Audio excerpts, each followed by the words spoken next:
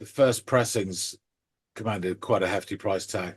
On Discogs, it had an average price of about $2,600. Wow, that's incredible. Thankfully, the album has been re-released a few times. Yeah. I don't have that money to spend on an hanging up album. $3,000 behind you right now. Yeah, my wife killed me.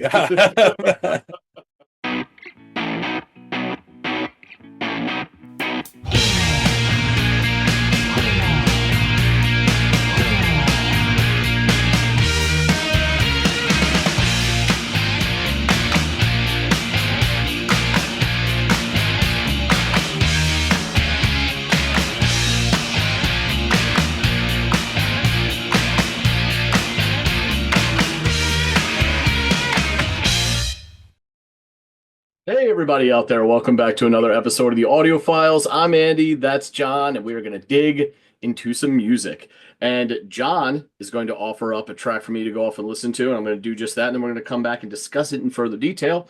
But, John, can we get the ball rolling here? What are we working with?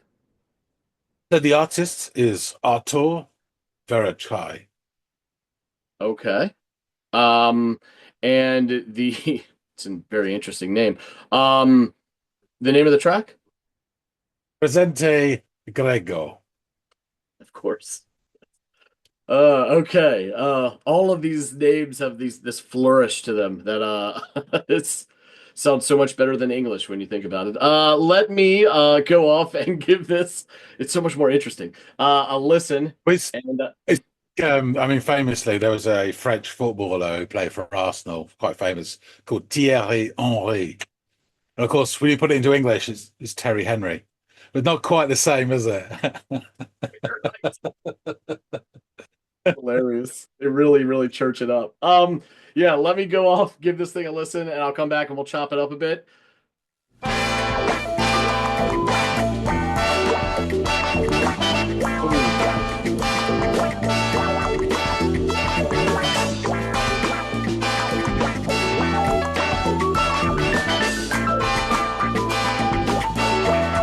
Okay, we're not even 20 seconds into this, and I'm already getting struck with this veritable cornucopia of sounds.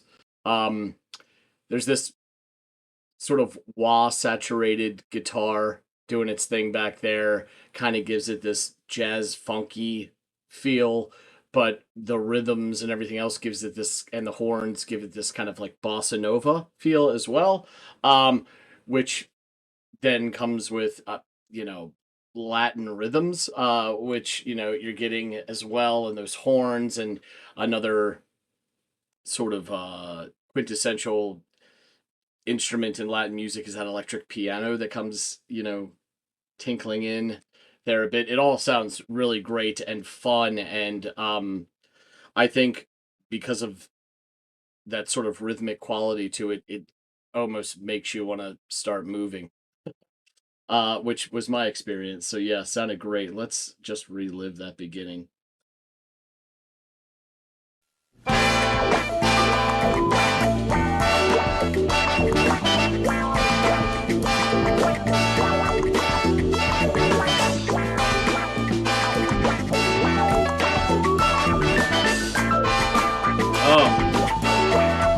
sounds so good. Debruçado na Grécia Antiga, nas ruínas homens do trigo, aos gritos de 2000 anos, na garganta nó negão espírito. I don't know. This sounds like Portuguese. I'm assuming that's what we're working with here. Yeah. Luckily, I won't have to pick through the lyrics so much because I know nothing when it comes to Portuguese except where there's some slight similarities to Spanish. But yeah, that it's not going to be something that I key in on. I can assure you of that. It sounds really good. But yeah, I have no idea what he's saying. Presente Grego na gente escondido, atrás das farpas de molho, olho por olho, pedra por pedra, conta por conta.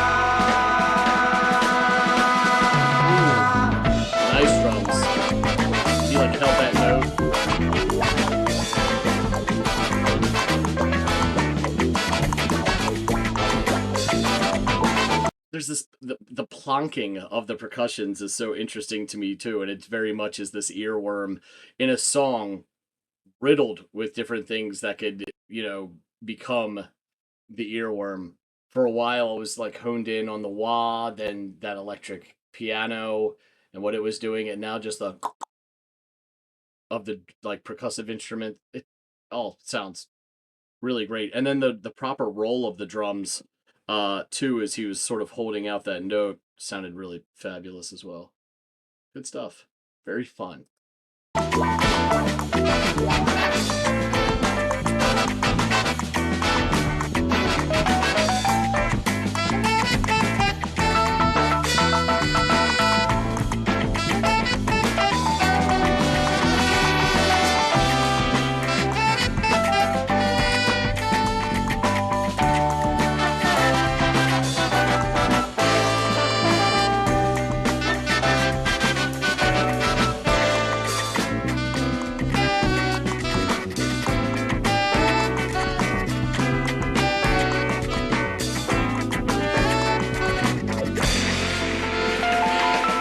That was interesting, that chord strike right there. And even like that little motif with the horns, they started with this more fevered pace and then they hit into this like cool, smooth jazz. It sort of just kind of seamlessly transitioned into this like smoother jazz sound and then that disruptive kind of chord strike there. Really interesting. Let's take that back about to the 130 mark and relive that. I want to focus on that a bit more. Interesting. Like, there's more life in this whole bit.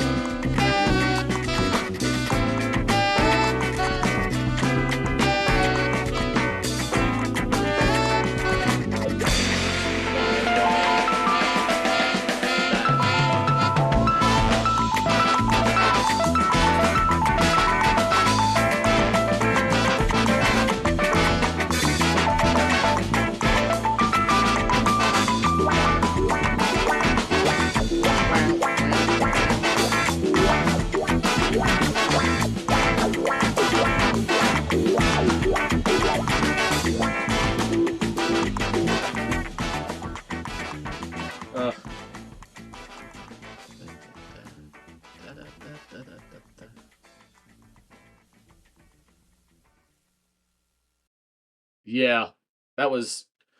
I mean, I would.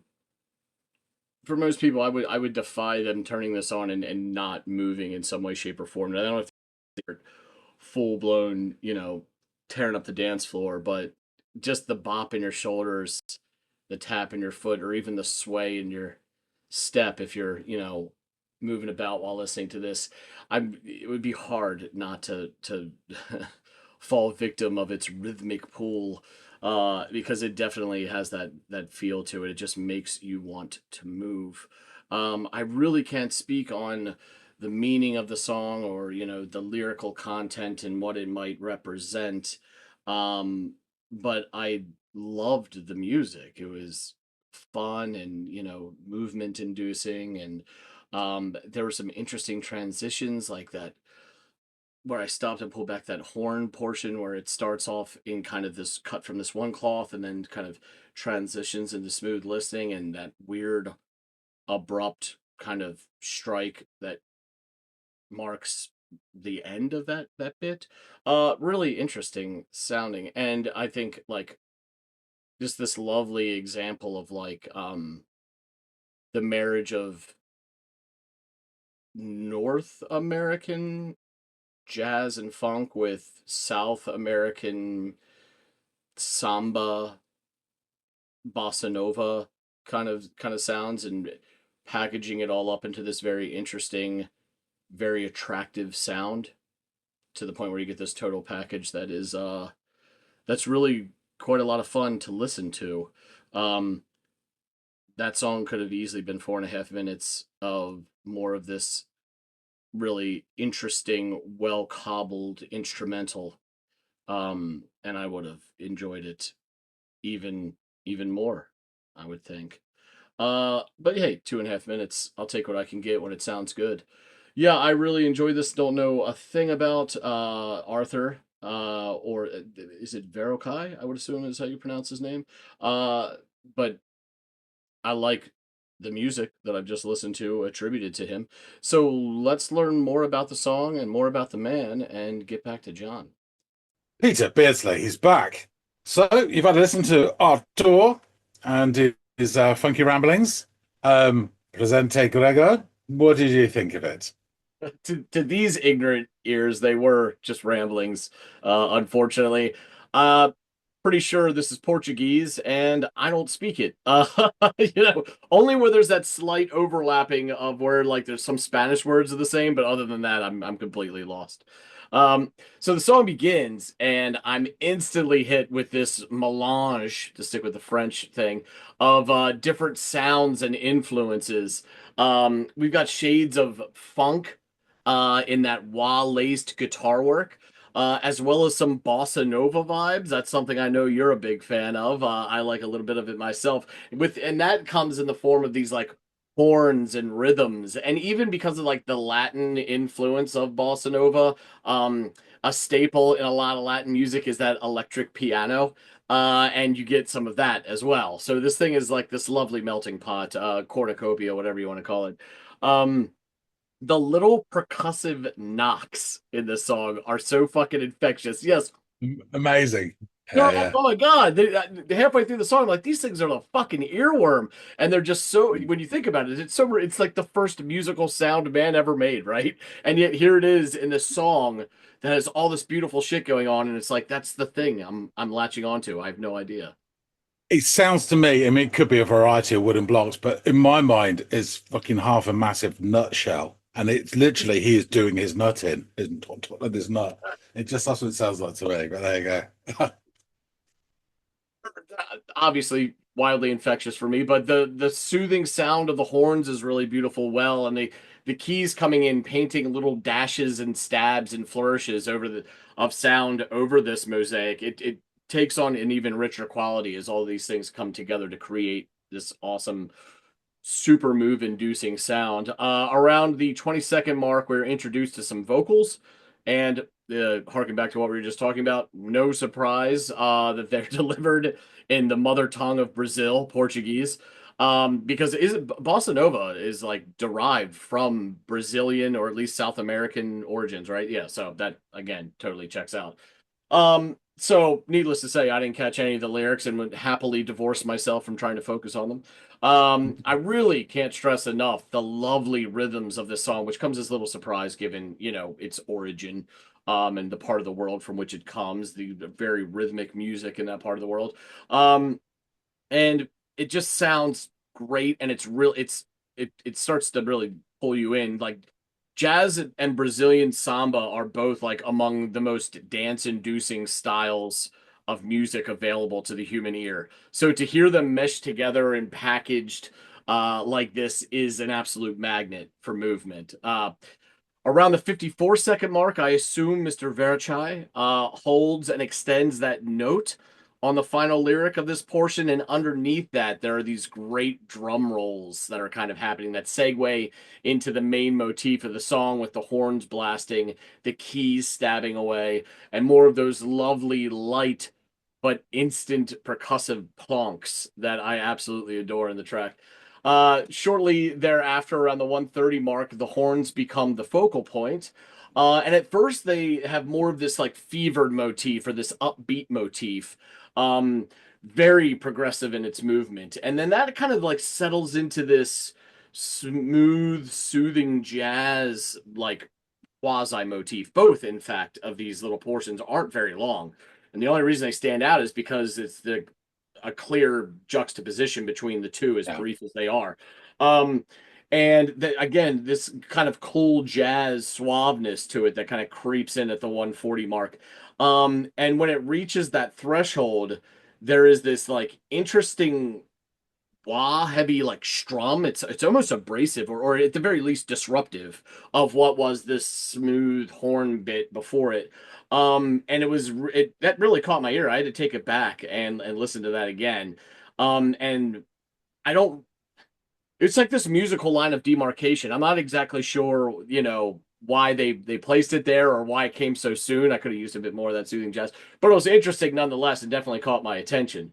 Um, so it soon is complemented by this light, almost tinkling bit of electric piano keywork that kind of takes the edge off of it. And it's an interesting use of the piano to kind of soften the somewhat abrasiveness of that chord strike. And from this point on, it kind of continues as it fades out to completion. So yeah, this was a nice taste of something different for the channel for sure, and something short and sweet as well. Though honestly, if because it was essentially, and I don't mean this as any disrespect to it's more to underscore my own ignorance. It's no disrespect to the Portuguese language, but because I'm divorcing myself from really outside of listening to his tone and delivery, not focusing on the words themselves, it really became almost like an instrumental for me. And because of Yeah. that, you could have thrown another 2 minutes onto this thing of interesting little, segues and features for some of the instruments to do kind of run and do their thing, and then tightened it up at the 4:30 mark and called it a song. So in a way, it was short and sweet, but I could have used some more music for sure. Regardless of that, I really enjoyed the track, even if I knew nothing of its lyrical content or the meaning thereof. It still had undeniable rhythms and movement. Great use of percussions between the interesting drum rolls just at the right times and the incessant plonking that constantly grabs your attention, that wah-soaked electric guitar, and that Latin-infused electric piano, all of it uh, thrown in a pot, mixed together, and created a really lovely dish. So yeah, I enjoyed this little track you threw me today, John. Yeah, I was just checking while you were talking about this, the album itself that it comes from. And the tracks are 253, 216, 303, this one, 232. 333, what a whopper. 147, 3, 218, 242, and 515. The grand Damn. finale. What are they, the Yeah. Grateful Dead So, and a live yeah, show? Crank it really out 5 minutes? concise. So yeah, thanks for checking this out. This is a real favorite of mine. I'll tell you a bit about it. Artur Cortes Verocai. He was born in Rio de Janeiro, which is in Brazil, in 1945. At school, he studied civil engineering, but after he left in '68, he began arranging music under the mentorship of Roberto Menescal for artists like really famous Brazilian artists like Jose Benjor, Gal Costa, and Elis Regina, and many others. Apologies here for my pronunciation of all these Brazilian names. Most of these I've only ever seen written down, so I'm taking my best stab at it. So he had a career in doing arranging and doing all sorts of stuff, bits of film work and jingles and all sorts of things. In 1972, though, he released his debut self-titled album, which he described as samba mixed with soul. It contrasted with a lot of the music at the time. There's a guy called Tim Maia who pioneered the sort of Brazilian soul sound at the time. But Verocai's influences were jazz, obviously Miles Davis, Bill Evans, Wes Montgomery, classical artists as well, like Debussy, Ita Villa Lobos, and American funk and rock. So bands like Chicago and artists like Frank Zappa and Jimmy Webb.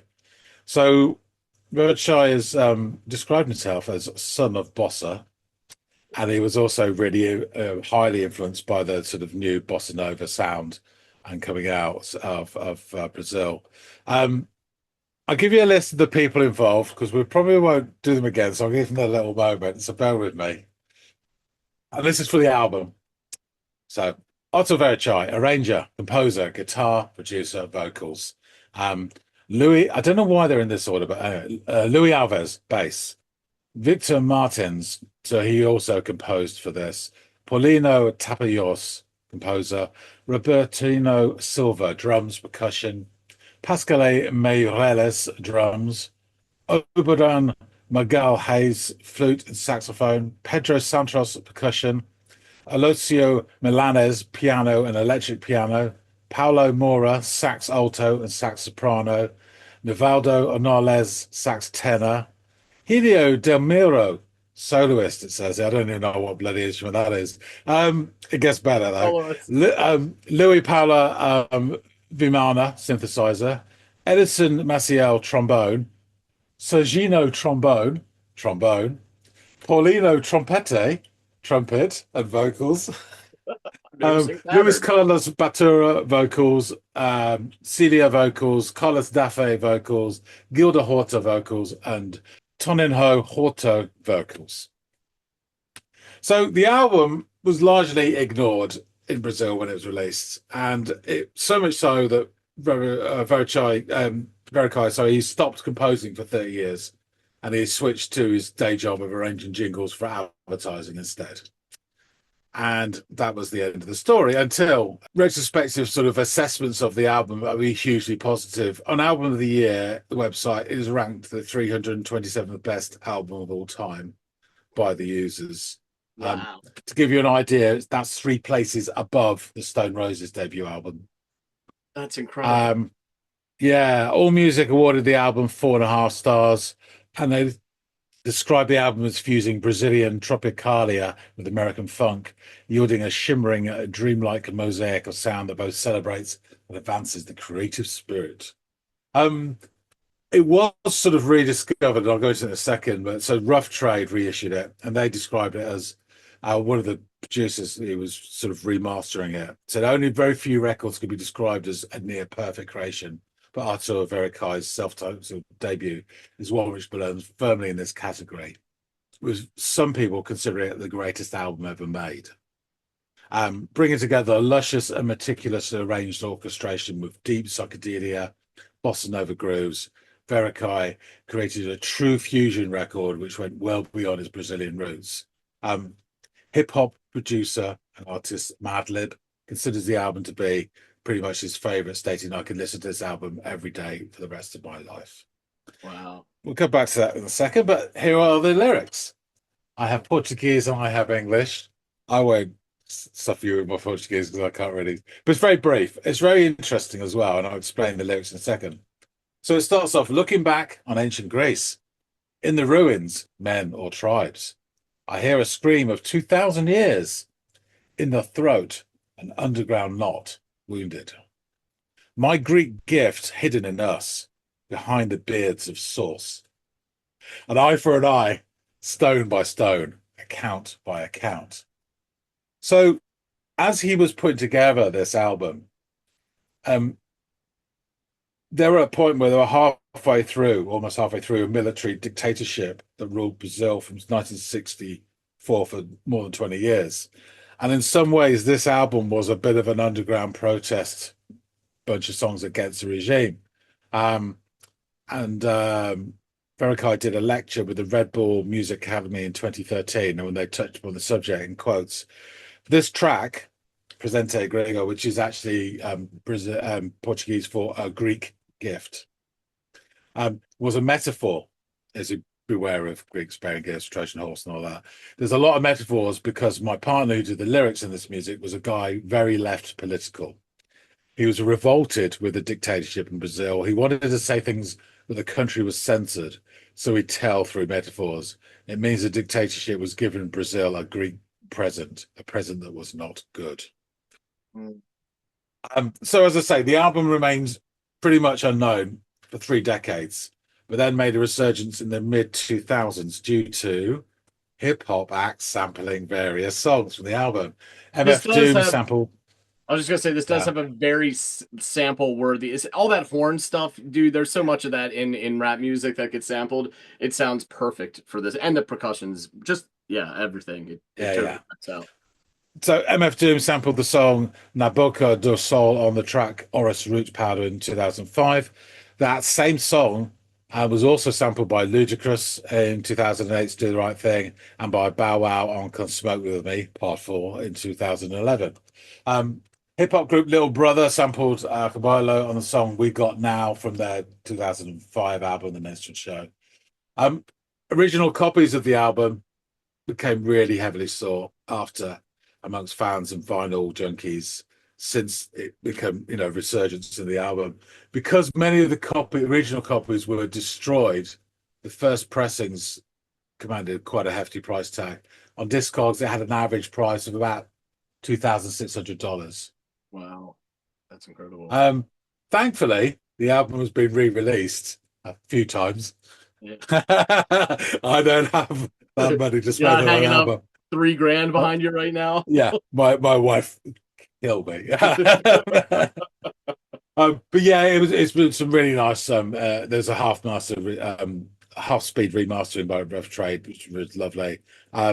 So yeah, and then he came back into it. In 2009, he performed the album in total with a 30-piece orchestra at California State University's Luckman Theater in Los Angeles, and there's footage on YouTube of it. It's Nice. really cool. That's And he's cool. giving it all that, conducting.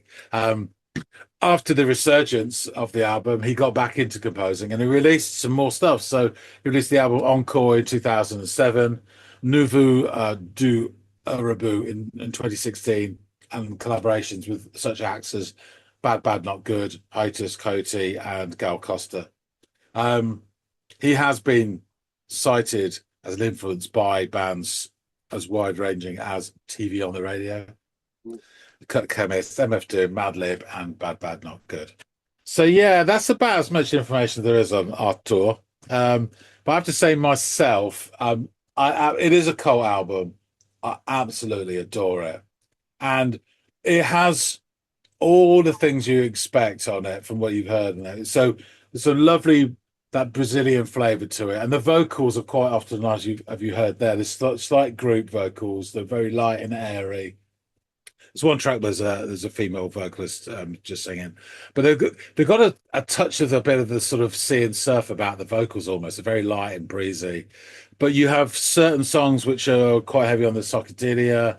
There's a lot of funk in there. There's all those sort of South American rhythms as well. And as you quite rightly pointed out, that sort of that bounciness from the electric piano is almost, you can imagine a woman sort of dancing on the spot, the way it just bounces. And then the brass is just incredible, percussion, everything. And it's just, so you have this funk, you have psychedelia, you have like samba, bossa nova, all wonderful. And there's like a little sequence, like track 2, 3, 4, 5, absolutely perfection for me, and I love it. You mean just in how they run together, like the way they all sort of fit together is brilliant. There's an instrumental called Sylvia, which is just wonderful, that just before this one, and there's one that seems quite sort of gentle and really almost the way they're singing. I have no clue what he's singing. The song after this, Dedica a Ella, but it almost sounds like he's daydreaming, and then it sort of forms the song and becomes a bit more sort of ardent and thrusting towards the end. It's just great, absolutely brilliant. Yeah, that's all. Is often the case here. Is like, I like a song that you give me, and then I become more of a fan, or at least more curious by the time the episode's over. And here's one where it's like, yeah, it was a lovely song. And you're like, oh, by the way, it's like a cult classic. Some consider it one of the greatest albums ever made. It's been sampled by X, Y, and Z that you grew up listening to. I'm like, shit. Well, now I got to go check out the whole fucking album. Yeah, I'd highly recommend it. I mean, it's not to everyone's taste, obviously, and there's not everybody rushes out and listens to Brazilian music. And I am by no means an aficionado, but I do like listening to. There's a bit of Brazilian music that I do listen to, and this is right at the top for me. Yeah, and just based off what you said to me, I wouldn't go into expecting that I'm going to love it all cover to cover, but it's almost like a need to do thing just because of its historical relevance to the world of music and how it's fit in and influenced a myriad of different people from myriad different like musical walks of life. So now I'm like, I just have to do this. Well, you'll be able to stream it. It's thank goodness it's widely available now. So yeah. That's awesome. Cool. All right, I shall wrap things up. Thanks for this, Andy. Folks out there, tell us what you think, please. If you like this, do slap down on that like button, and drop some comments. I've got a strong suspicion that 2 or 3 of our regular contributors will know this tune. I just got a feeling. But please tell us what you think. If you know a bit more about Artur and his amazing animal orchestra, then that's somebody else now. But please do drop a. So we'd love to hear from you. Love to hear what you think. I think this is absolutely wonderful, and it's this great fusion sweet spot. But yeah, love to hear what you say. If you haven't subscribed already, what are you thinking? You're crazy fool. Nearly went into the old count and count there. 1, 2, 3. That's how many subscribers we got. 4, 5, 6. We're just lost That's from how we doing count this it. bit. Yeah. But we do support. We do really appreciate everybody who does support the channel. So hop on board. That being said, thanks again so much for listening and watching and eating and doing your toenails, whatever you do while you're doing it. And we will see all of you on the next episode of the Audiophiles. See you later, guys.